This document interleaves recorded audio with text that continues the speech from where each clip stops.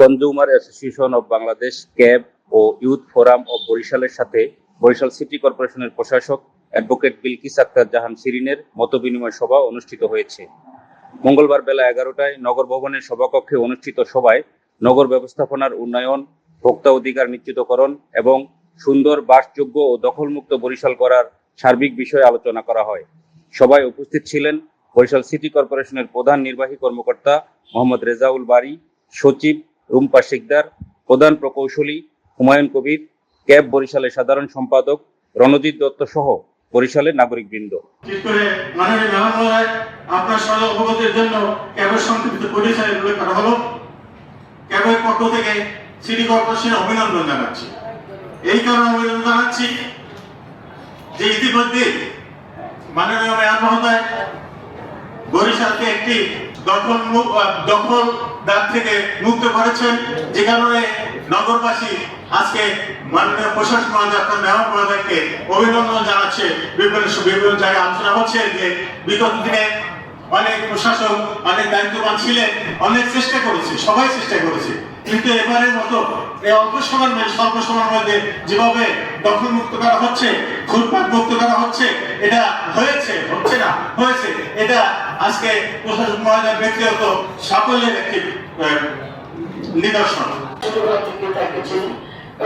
এই শহরে সবাই আমার সবাইকে চিনি, ওনাকে আমি প্রতিকূলে রঞ্জিত নামে চিনি। এখন আমার ক্যাবের উনি নাকি সাধারণ সম্পাদকের দায়িত্বে আছেন। উপস্থিত আমাদের মাঝে আমাদের প্রধান উপদেষ্টা হিসাবে আছেন আমাদের প্রজন্ম বিশ্ববিদ্যালয় কলেজের সাবেক অধ্যক্ষ কাজী জাহির হোসেন, আমাদের সকলের প্রিয় আমাদের অসুস্থ রবি ভাই, সব সময় বরিশালের চিন্তা করে বরিশালের নাগরিকের কথা বলেন। যাই আল্লাহ তাকে সুস্থ করে তুলুন। আমাদের সিটি কর্পোরেশনের প্রধান নির্বাহী কর্মকর্তা আছেন, আমাদের সচিব আছেন, উনি একজন নারী আছেন, তারপর আমাদের চিফ ইঞ্জিনিয়ার আছেন, এখানে টুলু কর্মকার আছেন, অনেকে আমার পরিচিত, সবাইকে আমার শুভেচ্ছা, সালাম এবং অভিনন্দন। শিক্ষিত মানুষ, আমি বলছি এই কাগজ দলিলটা আমার বাড়ি পাঠিয়ে দেবো, উনি সমাধান দিন। আমরা 4-5 আমি নিজে গেছি, একটু জায়গা আপনি জায়গা ছাড়েন, আমরা প্রশস্ত করে দিব। আপনার নাগরিকদের জন্য কাজ করবেন, নাগরিকদের নিয়ে এগুলো করেন, অন্তত 10টা বাড়ি থেকে তাদের জায়গা বের করে দেন, আপনারা দাবি করেন। সব সিটি কর্পোরেশন আপনাদের জন্য একদম জেওয়ান থেকে বর্জন নিয়ে আমরা কাজ করছি, একদম প্রথম দিন থেকে। আমরা আপনারা 3 নম্বর অর্ডার কি গেছেন ক্যাবিনেট বলেন, বর্জ্য যে জায়গাটায়, সেই জায়গাটা আমাদের নেতা পর্যায়ে ক্যাবিনেট কি গেছেন, রবি গেছেন,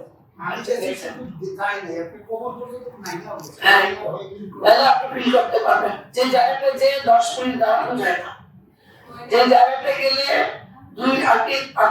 আমি ছিলাম প্রায় 1-2 ঘন্টা, আমি 3 দিন গেছি, আরো কতবার যাবো আমার সাথে। সেখানে চারিদিকে মানুষের বসবাস, সেখানে বাচ্চারা থেকে খেলাধুলা করে, আমরা তো গেলে এইভাবে অথবা মাস্ক অথবা টিস্যু, এছাড়া ওখানে যাওয়ার কোনো সুযোগ নেই। এই 3টার একটা ব্যবহার করি নেই, কারণ ওইখানে সাধারণ মানুষ দিনে রাতে 24 ঘন্টা থাকতেছে, ওটাকে ভূতের এলাকা করা হয়।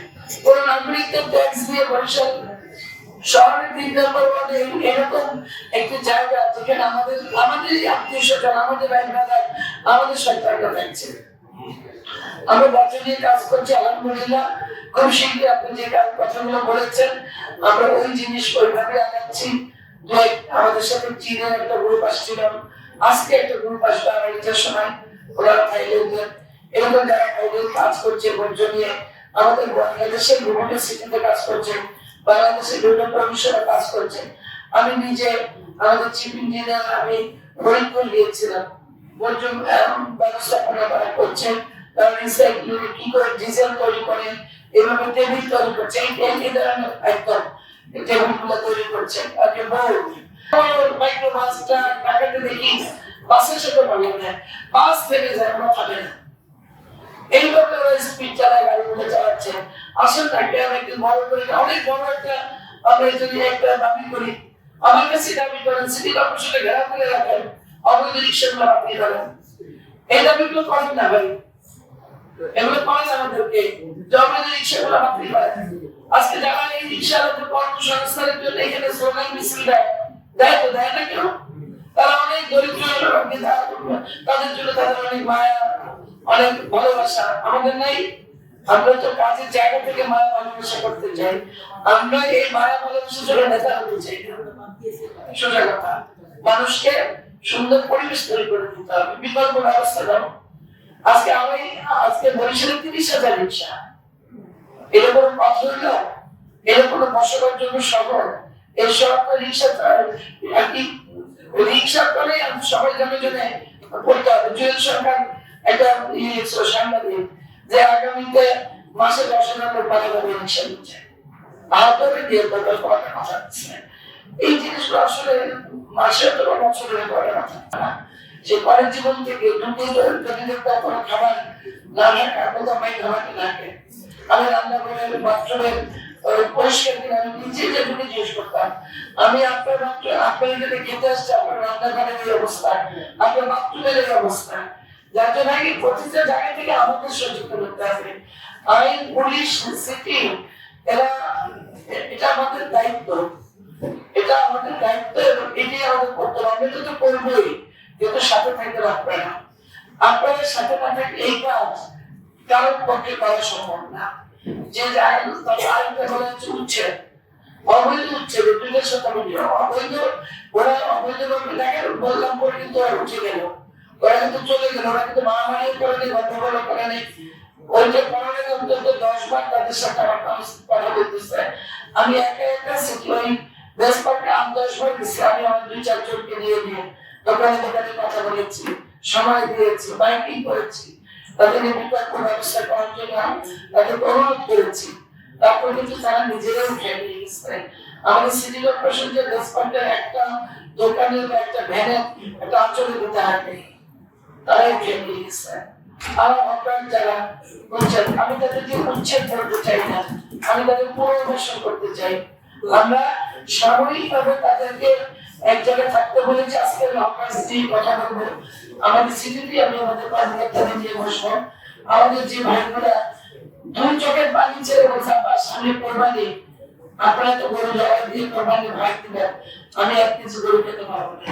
আমি যে দখলের কথা বলেন, উচ্ছেদের এই দুটো শব্দের সাথে আমি দ্বিমত পোষণ করি। ওরা কিন্তু দখল করে না, ওরা আসে ওদের তাগিদে, ওরা কোনো কাজের ভিতর পুলিশে পায় না, যার জন্য ওরা একটা সুবিধাজনক জায়গা বেছে নিয়ে ওরা ওখানে খেয়ে পরে বাঁচতে চায়। আমি এটাকে দখল বলবো না। এর চেয়ে বড় বড় দখলবাজ যারা বরিশালে আছেন, অনেক বড় বড় দখলবাজ আছেন, যাদের সামান্য কাছে তার যোগ্যতা আমরা রাখি না, কেন রাখি না, আমরা রাখি না। সুতরাং ওদেরকে দখলবাজ বলবো না, ওদেরকে বিকল্প কর্মসংস্থানের ব্যবস্থা করার জন্য চেষ্টা করবো। এবং আমরা ওই জায়গাটাকে আমি কিন্তু কেবিসিতে গিয়েছি, কথা বলেছি, এবং আমার সাথে প্রতিদিন ওদের যোগাযোগ হয়। এটার সাথে মানসিক জিনিসটাকে আমরা একটু পরিবর্তন করতে চাই। ওদের ভিতরে একটা ইয়ে ঢুকে গেছে, কেন উঠালেন আমাদেরকে, খাবো কি আমরা, বাঁচবো কি করে, আমাদের আপনার বাড়িতে আমরা যে খাবো থাকবো, আমরা যে আসেন চলে আসেন, যে কথা পায়ের জন্য আসেন। আমি এইভাবে আস্তে আস্তে ওদের সাথে কথা বলি, অনেকটাই তারা সম্পর্ক।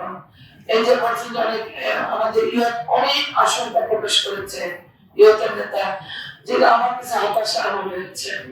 এত আশঙ্কা থাকে আমরা যারা আরো বিভিন্ন কলেজের ছাত্র, যে কলেজের ছাত্রী প্রশাসক, আর সেই কলেজের ছাত্র যদি এত হতাশা এই যে হতে পারে, চলতে পারে, আমার ভবিষ্যতে দখল হতে পারে, আমার ফুটপাত থেকে লোকজন কি করে আসবে, সেটা আপনাদের নজরদারিতে রাখতে হবে।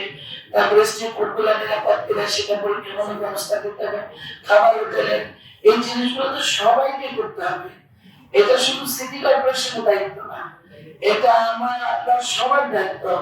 আপনি একজন নাগরিক হিসেবে ভবিষ্যতে দাঁড়িয়ে বলতে পারেন যে খাবারটা এইভাবে বানাচ্ছেন। আমি কিন্তু বরাবরই বলি